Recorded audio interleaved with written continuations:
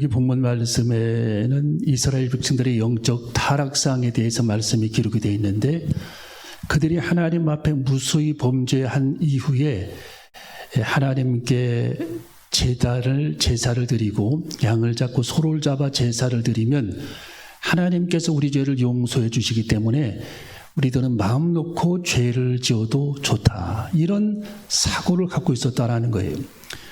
걱정할 것이 없다. 우리가 하나님께 어떤 범죄를 범하든 우리가 하나님 앞에 번제물을 드리고 희생제물을 드리고, 또 그것도 안 되면 우리의 맏아들을 잡아 하나님께 드리고, 그것도 안 되면 내 몸까지 하나님께 바치면 하나님께서 우리들의 모든 죄, 어떤 죄든지 용납할 것이 아니냐 하면서 이 죄에 대해서 무감각한 이스라엘 백성들의 모습이 오늘 여기 적나라하게 성경에 기록이 되어 있고, 그들의 타락한 그 신앙과 형식적인 그런 신앙생활을 하나님께서 법정에 서 있는 백성들을 하나님 앞에 고발하는 형식, 법정 용어를 사용해서 하나님의 성경 오늘 미가서 6장을 기록해 놓았습니다.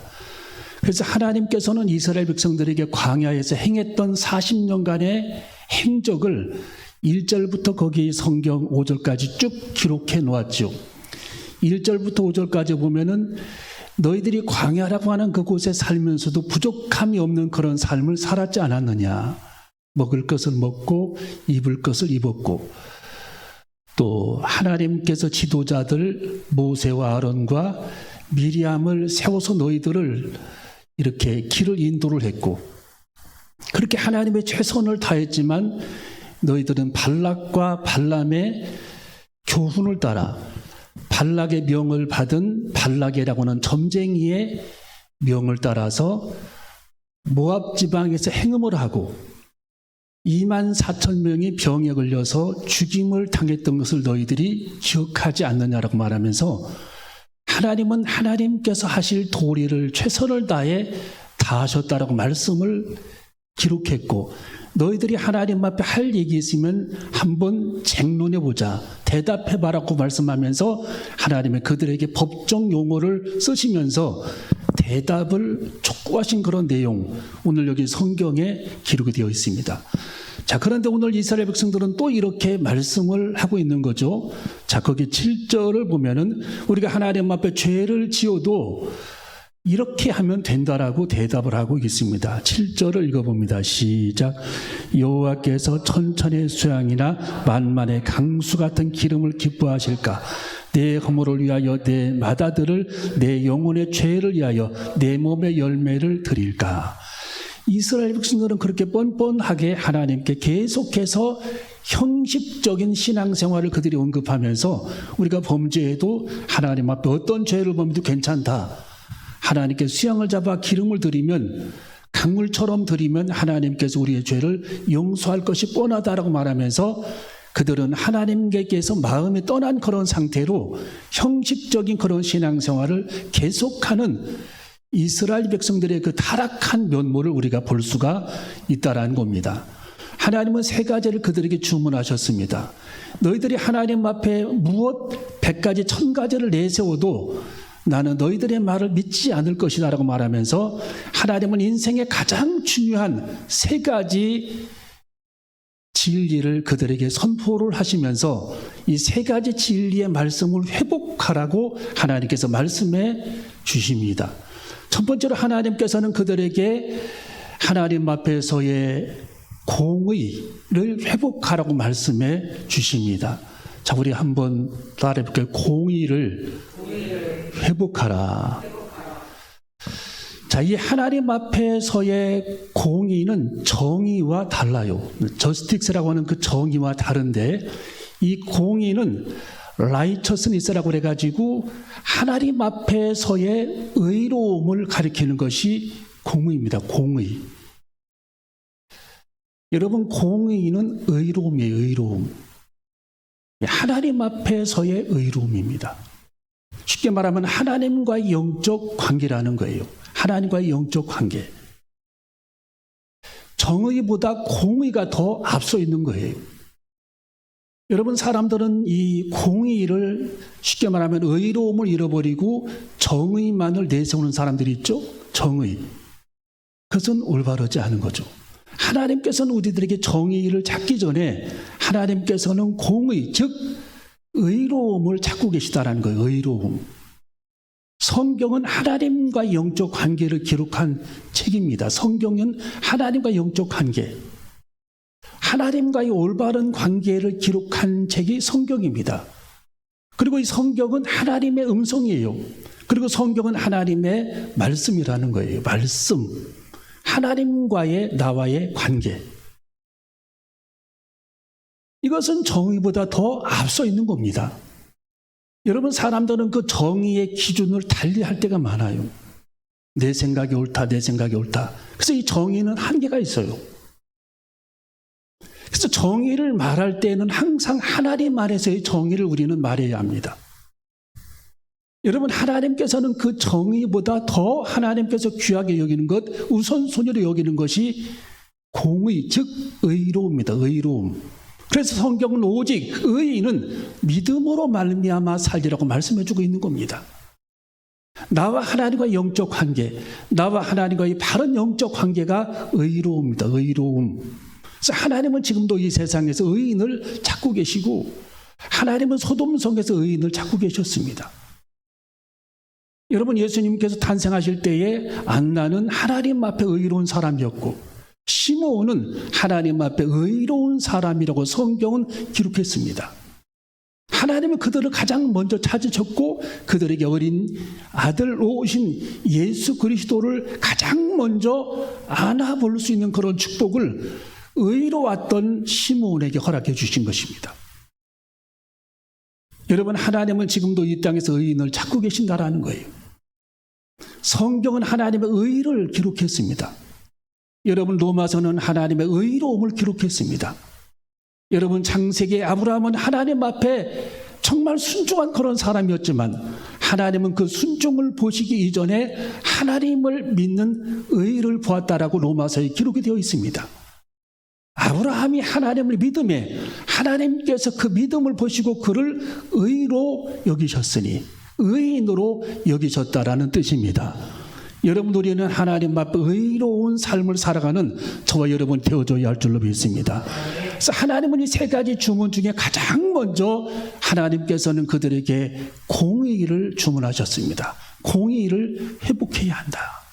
자, 성경을 읽어봅니다. 8절 말씀 읽어봅니다. 8절 말씀 시작. 사람아, 주께서 선한 것이 무엇임을 내게 보이셨다니 여호와께서 내게 구하시는 것이 오직 공의를 행하며, 여기까지 오직 무엇을 행하며요? 공의를 행하며. righteousness, 공의, 의로움, 하나님 앞에서의 의로움. 하나님 앞에서의 의로움. 하나님은 그것만 찾고 계시다라는 거예요. 여러분, 하나님을 벗어난 의인은 기준이 없죠. 하나님 안에서의 의인의 기준은 성경입니다.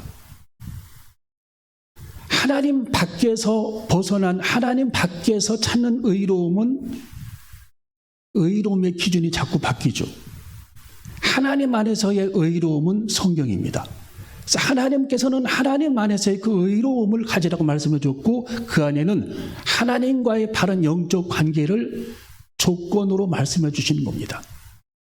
그래서 우리는 항상 내가 하나님 안에서의 의로움을 갖고 있는가, 성경적인 의로움을 갖고 있는가를 우리들이 생각하면서 하나님께서 타락한 이스라엘 백성들에게 의로움을 회복하라고 말씀해 주셨는데, 이 말씀은 지금 이 시대를 살아가는 우리들에게 말씀하시는 하나님의 음성임을 깨닫고 항상 하나님 안에서 하나님과의 영적 관계, 나는 지금 하나님과 영적 관계가 바른가?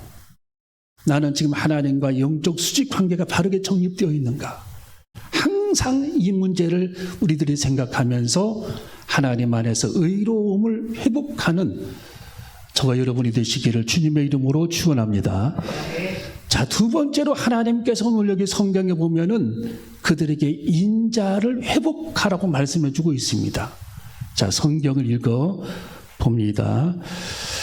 자, 8절을 우리 다시 읽어 봅니다. 8절 시작.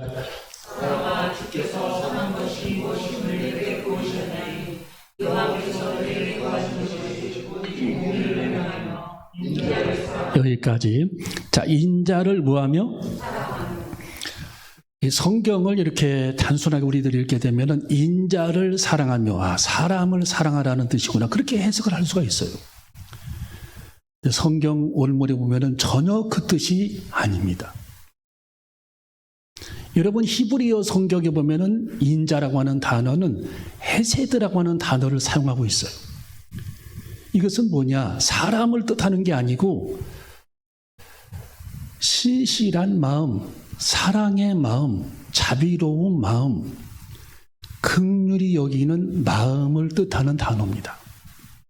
그러니까 예를 들어 긍휼을 우리들이 선택을 한다면 긍휼이라고 하는 것을 사랑하라는 뜻이에요. 긍휼. 예, 긍휼을 사랑하라, 그 뜻입니다. 그러니까 사람을 사랑하되 긍휼한 마음으로, 모든 사람들을 긍휼한 마음으로, 가족들을 긍휼히, 우리 형제들을 긍휼히, 여러분의 자녀들을 긍휼히, 하나님이 세운 사람들을 긍휼히, 우리들의 동기들을 긍휼히, 긍휼한 마음을 가지라는 뜻이에요. 긍휼한 마음. 예, 여러분, 사람이 사람을 긍휼하게 불쌍히 여기는 그런 마음을 갖기가 매우 어렵습니다. 시간이 지나면 그것이 바래요. 타락하고 퇴색이 되고, 예, 정말 불쌍히 여기고 긍휼하게 생각을 해야 되는데 비판을 하고 정죄를 하고, 예, 자꾸 사람들을 정죄를 하고, 예, 그 사람이 없는 사이에 그 다른 사람을 정죄를 하고, 이것이 우리 사람들이 사람들을 긍휼한 마음으로 보지 못하고 인생을 살아가는 태도이죠. 여러분에게 그랬다는 얘기가 아니라 그럴 수 있다는 거예요. 자, 그래서 우리들은 하나님께서 우리들에게 1000가지, 10,000가지 중에 핵심적인 3가지를 하나님께서 지금 언급해 주고 있는데, 그것이 뭐냐? 하나님 앞에서의 의로움, 그리고 긍휼한 마음으로 사람을 대하는 태도, 긍휼한 마음으로 사람을 대하는 태도. 사람을 볼 때에 예수님의 시선으로 사람들을 바라보라는 거죠. 여러분, 예수님은 제자들을 볼 때에도, 현장에 가늠하다 붙잡힌 여인을 바라볼 때에도, 다윗이 요나단을 바라볼 때에도, 원수 같은 사울을 바라볼 때에도, 선한 사마리아의 비유를 보면 이게 전부 뭡니까? 긍휼이죠. 긍휼. 하나님의 긍휼. 하나님은 모든 사람들을 바라볼 때에 긍휼한 마음으로 사람들을 바라보고 계셨다라는 거예요. 그래서 십자가를 지신 거고, 이 땅에 정말 낮고 천한 모습으로 베들레헴 동네에 말구 위에 오셨고, 탕자의 비유처럼 집 나간 둘째 아들을 긍휼한 마음으로 기다리셨고, 우리 예수님은 성경에 항상 사람들을 바라볼 때에 비판적이거나 공격적으로 사람들을 바라보는 것이 아니라 항상 긍휼한 마음으로 사람들을 불쌍히 여기셨기 때문에 우리가 여기까지 오게 된 거죠. 만약 하나님께서 우리들의 허물을 보시고 우리를 책망하고 징계했다면 우리는 여기까지 올 수 없었을 겁니다. 하나님이 우리를 용납하시고, 끊임없이 우리들을 하나님께서 용납하시고, 끊임없이 하나님께서 용서하시고 이해하시고 받아들이시며 부족해도 인정해 주시고, 정말 내세울 것이 없어도 하나님은 칭찬해 주시면서 우리들을 여기까지 하나님께서 인도하시고, 목자 되신 우리 예수님께서 우리들을 끌고 와주실 것을 생각하면 우리 주님의 긍휼하심이 얼마나 크신가를 우리는 다시 한번 생각해 봐야 합니다. 우리는 주님의 긍휼함을 회복하는 우리 모두가 되어줘야 할 줄로 믿습니다. 세 번째로, 우리 하나님께서는 하나님과 동행하는 삶을 주문하셨습니다. 1000가지, 10,000가지 중에 이 중요한 3가지만 실천하라는 거예요. 하나님과 동행하는 삶. 자, 우리 성경 8절에 이렇게 말씀이 기록이 되어 있습니다. 자, 8절 시작. 사람아, 주께서 선한 것이 무엇임을 내게 보이셨나니 여호와께서 내게 구하시는 것이 공의를 행하며 인자를 사랑하며 겸손히 내 하나님과 함께 행하는 것이 아니냐. 아멘. 여러분, 여기 성경 내 하나님과 함께 행하는 것, 이것은 동행이라고 말합니다. 여러분, 동행은 뜻이 굉장히 깊은 것이 동행입니다. 우리 예수님께서 수고하고 무거운 짐진 자들아 다 내게로 오라. 내가 너희를 쉬게 하리라. 나의 멍에는 쉽고 내 짐은 가벼우니라고 말씀을 했죠. 나의 멍에를 뜻하는 단어가 동행입니다. 여러분, 소 2마리가 쟁기질을 할 때에 한 멍에를 쥐고 2마리 소가 하나의 각각 멍에를 쥐고 큰 것 하나의 멍에를 같이 메고 끌고 가는 것 여러분 보세요. 한 멍에 2수가 끌고 가는 겁니다. 사실 예수님이 짊어지신 멍에하고 내가 짊어진 멍에, 예수님의 멍에와 내 멍에는 동일한 선상에서 같이 가야 한다라는 뜻입니다. 이것이 동행이라는 거예요. 그리고 예수님의 걸음걸음이 골짜기를 갈 때는 나도 골짜기도 같이 가야 되고, 예수님께서 가시밭길을 가실 때 나도 가시밭길을 같이 걸어야 하고, 예수님께서 순종의 멍에를 메고 걸으실 때 나도 같이 순종해야 하고, 예수님께서 피눈물을 흘리실 때도 같이 피눈물을 흘리면서 같이 예수님과 동행할 때에 바로 하나님께서 우리들에게 너는 나와 동행했다고 말한다라는 거예요. 편한 길, 좋은 길만 걸어가는 길이 동행이 아니라는 거예요. 또 주님과 발자국을 같이 하지 않고 따로따로 내 마음대로 걷는 인생이 동행이 아니라는 겁니다. 우리는 주님과 십자가를 같이 메고 같이 동고동락하며 기쁨과 슬픔을 같이 하며 걷는 그 길이 바로 동행이라는 겁니다. 여러분, 우리는 주님과 동행해야 할 줄로 믿습니다. 하나님 기쁠 때도 주님과 동행하겠나이다. 하나님 슬플 때에도 주님과 동행하겠나이다. 용전동에 어느 교회가 불이 났어요. 그래가지고 목사님이 많이 상심을 했습니다. 그 목사님은 오랫동안 20년 넘게 교제를 해왔습니다. 불이 나니까 교인들이 3분의 2가 다 날아가 버리더래요. 3분의 2가. 15명 남았대요. 이 목사님은 같이 동행하자라고 말했는데 그들은 동행할 생각이 없었어요.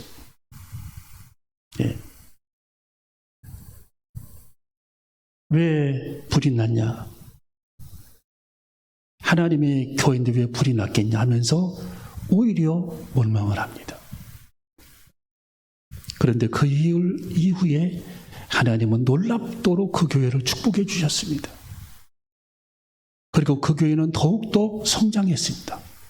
예배당을 다시 졌는데 아름답게 다시 크게 건축을 했어요.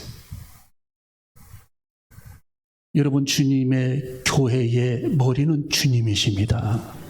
주님께서 하나님의 교회를 이끌어 가시는 거예요. 비록 그때는 실망하고 낙심을 했지만 하나님은 더 크게, 더 많이, 더 크게 성장시켜 주셨습니다. 여러분, 이것이 하나님의 방법입니다.